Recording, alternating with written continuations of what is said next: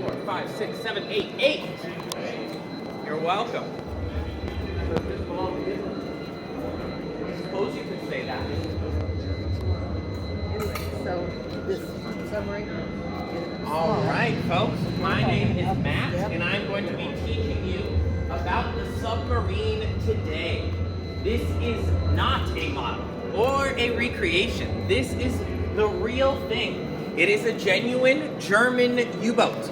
It is made of solid steel, and it is a very important part of our history.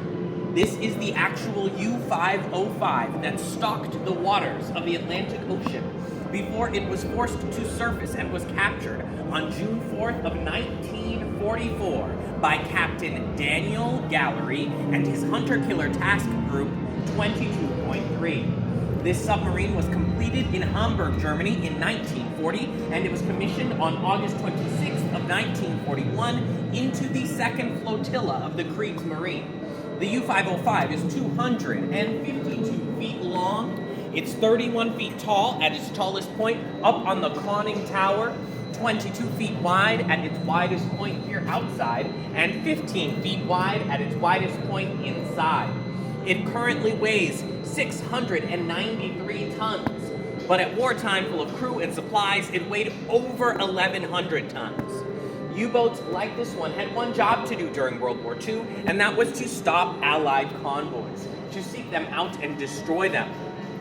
The holes in the hulls here and down at the other end are not an original entrance or exit for the submarine. The original entrance and exit is through the conning tower up on the deck, and that leads down into the control room, which is the second room that I will be talking in on our tour today. The space here between the outer hull and inner hull that's illuminated in that purple light. Can everyone see that space? Yes? All right, fantastic. That is one of the ballast tanks. This submarine has 14 of those. There are 7 on each side. Some of them store fuel, but a majority of them control buoyancy. They make the diving and surfacing processes possible. When the submarine would dive, those tanks would fill with water, and when it would surface, that water would be blown out and the tanks would be filled with air. You folks are welcome to take pictures on the tour, but I will ask you to turn the flashes off on your cameras. My tour is timed. It has sound and lighting cues, so I will need you to hold your questions till the end. I need everyone to watch their heads and step carefully as we move through the submarine, and please hold on to your personal belongings tightly. If you drop anything and it falls beneath the floor of the sub and none of us can reach it, it will become a permanent part of history. All right, let's head inside. I'm not going to. I'm gonna be holding it tight. Plus, I'm going to be taking a video ready to post it on YouTube. Duh.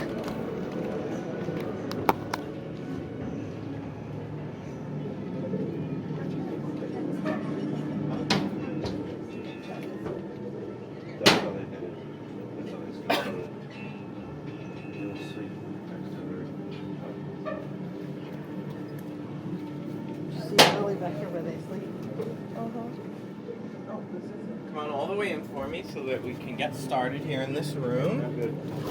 Are you the last one? I'm the last one. Fantastic. So folks, here we are in the petty officers' quarters. We've lowered the floor in here to give you folks some more headroom. This is the floor's original level up here.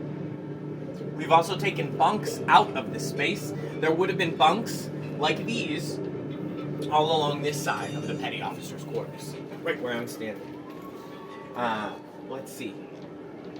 They had 2 heads or bathrooms on board the submarine. One of 2, just 2, for all 59 crewmen who were on board the submarine. And they were here for a roughly 90-day war cruise. One of those 2 bathrooms was filled with food for a majority of the war cruise, and they also stored food underneath the bunks. They hung it from the pipes, just about anywhere they could find to store it. They had about 63 gallons of water available on a daily basis, and that was purified ocean water. It was desalinized through the distillation process. That water was used for 3 purposes: cooking, drinking, and maintaining the batteries that you can see here through the floor. Those are batteries for the electric motors. Can anyone think of a use for fresh water that was missing from that list? Did you say like boiling it for cooking? Cooking, drinking, and maintaining these batteries. Bathing? Yes. These men were not able to bathe for the entirety of the roughly 3-month war cruise.